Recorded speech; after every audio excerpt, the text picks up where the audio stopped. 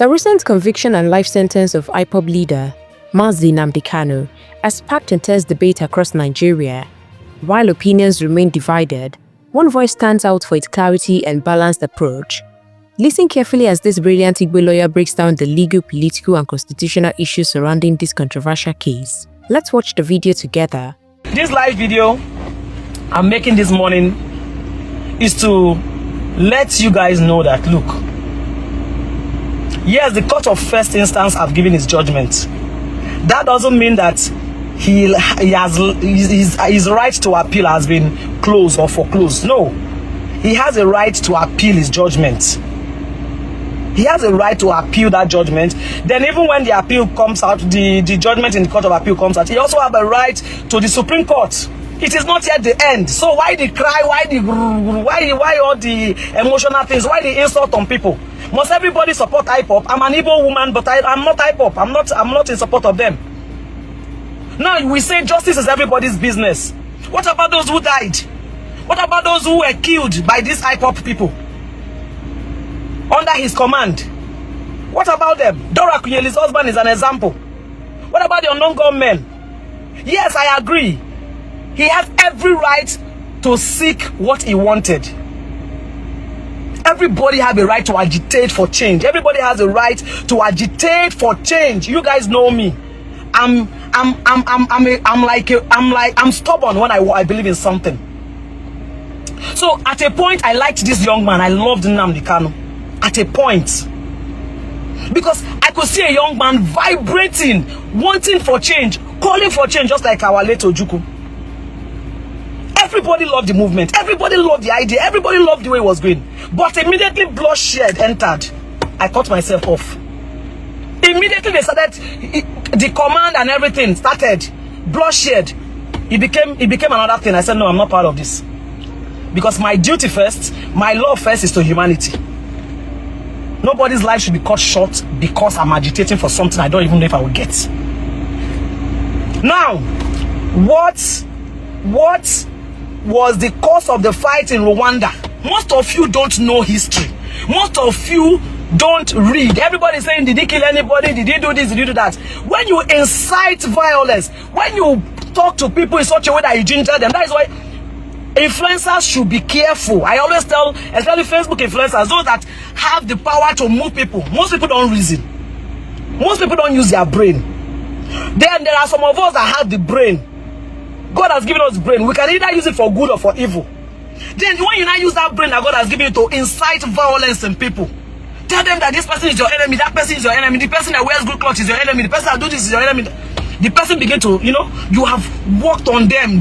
They believe in you. They see you as a God. Once people start looking at you, looking up to you, seeing you as a role model, you have to be careful what you say. Because if what you say makes them commit a crime, you are in for it. That is the truth. Now, what is the cause of the war between the Hutu and the Tutsi in Rwanda? I visited Rwanda. I went to the genocide museum. I saw things for myself raw. Most of you don't travel. Most of you don't know history. Right now in Rwanda, there's no tribe. Ask anybody, where are you from? I'm from Rwanda. They don't have, I am from Igbo, or I'm from Yoruba, or I'm from Hausa. I think Nigeria too should imbibe that.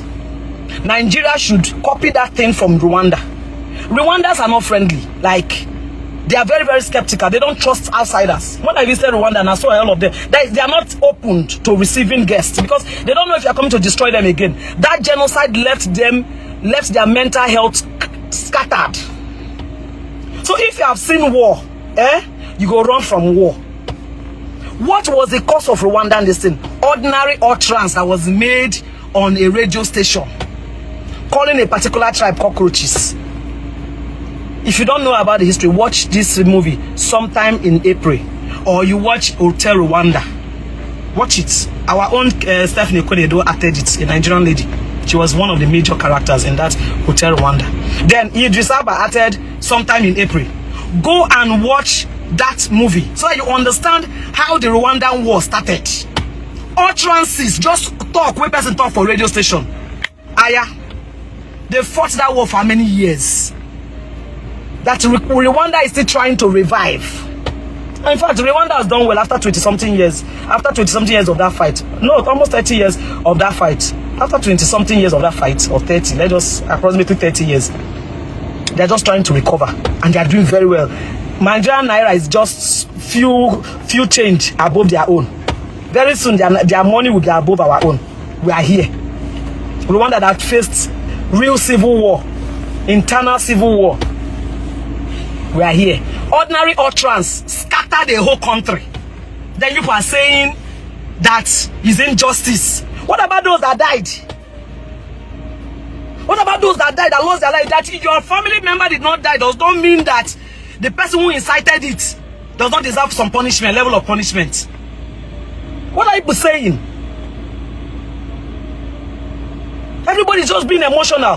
What about those that died? Those that were their life were cut short, those that were kidnapped?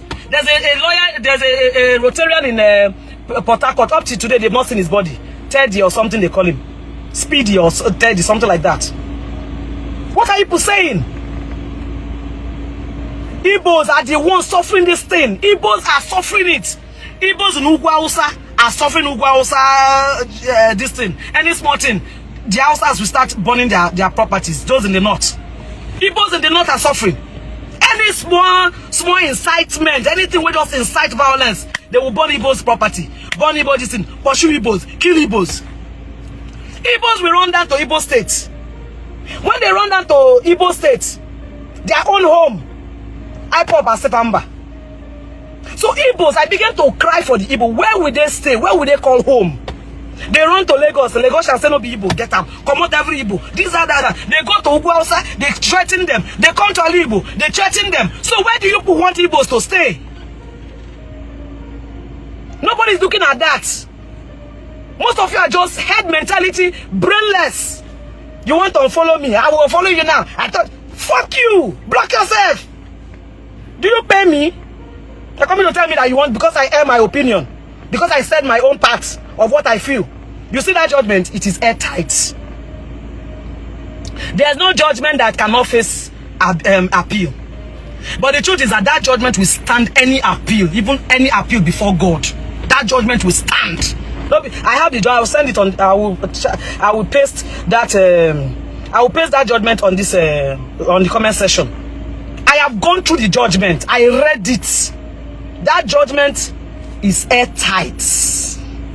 Justice Omotosho did a very thorough job. Now let us even look at it. He had his lawyers along the line. His choice of lawyers were even very okay. Kanu Agabi SAN. I love that man to stupor. Good, brilliant, one of the best lawyers in Nigeria. He had them along the line. He debriefed them that he want to do his case himself. They gave him time to do his case himself. He started dribbling everybody. Okay, look at his attitude in court. How do you even start to beg for such a person? I was just asking. How do you if you even want to beg for such a person, how? Get a hold on your emotions. Because the international community is watching. Now they want to, if they even want to beg for you, how do they start? You that insult a judge, call the judge by the name and tell him doesn't know anything. You that push people, don't touch me, you are pushing. Why the drag to what end? And nobody's looking at that. Nobody's looking at that. He had his chances. Okay, defend yourself. Yes, anybody can defend. Anybody can represent themselves in court. Defend yourself. Time was running out. Defend yourself. Nothing. Let me tell you, when you rest your case on that of the prosecution, when you say, look, I have no case to answer, or I rest my case, it's suicidal. You are not giving the court the right to judge you by your opponent's testimony against you.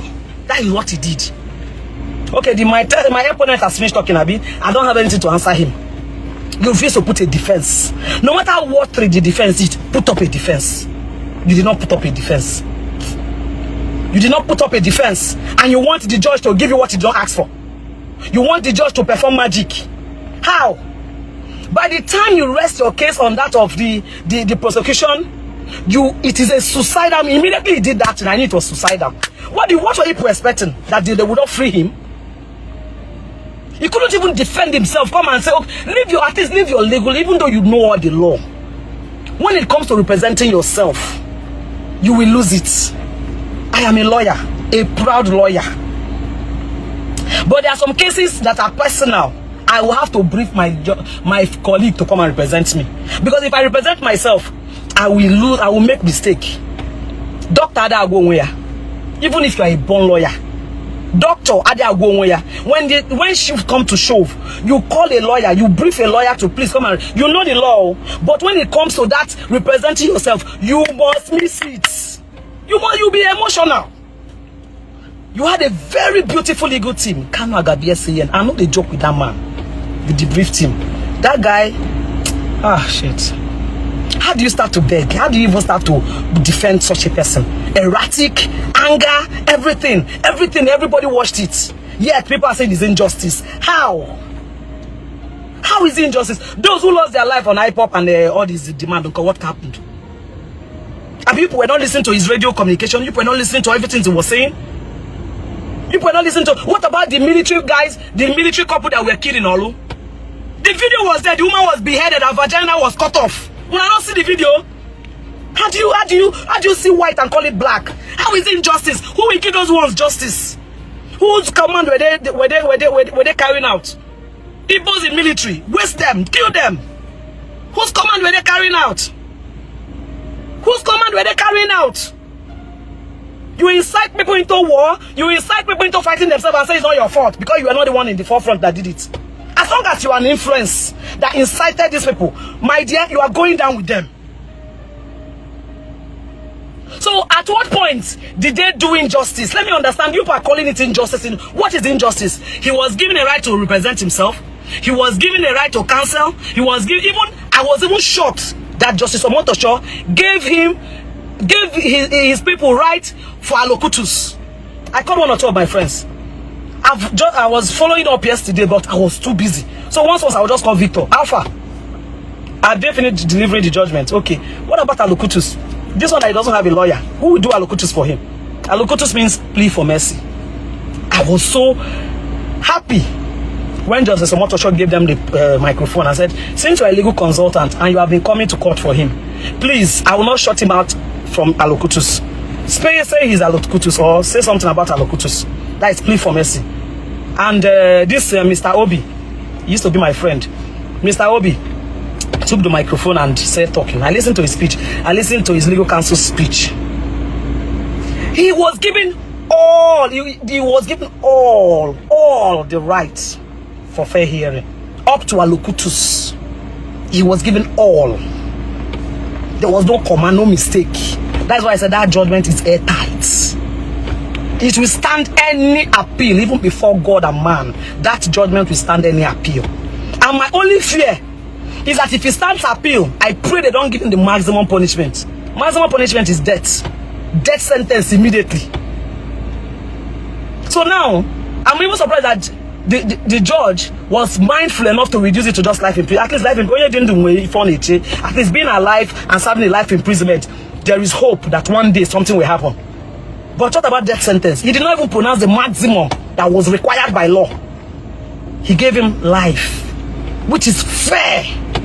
But you people don't understand. That's why you are emotional. What if it was death sentence? What you not going to talk? The death sentence they give him before Friday they don't buy him. What you not going to talk? Like, what are the reason? Whether you agree or disagree with the verdict, it's clear that this case has implications far beyond one man. It speaks to fundamental questions about how Nigeria handles political agitation, self-determination movements, and the rule of law.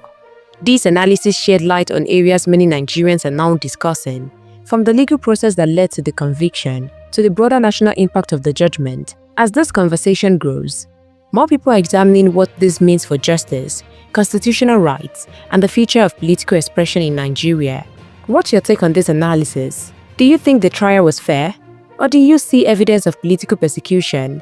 Drop your thoughts in the comments below. Let's have a respectful and informed conversation. If you found this analysis enlightening, please like, share, and subscribe for more balanced perspective on Nigeria's most important issues. Keep watching Naija News TV.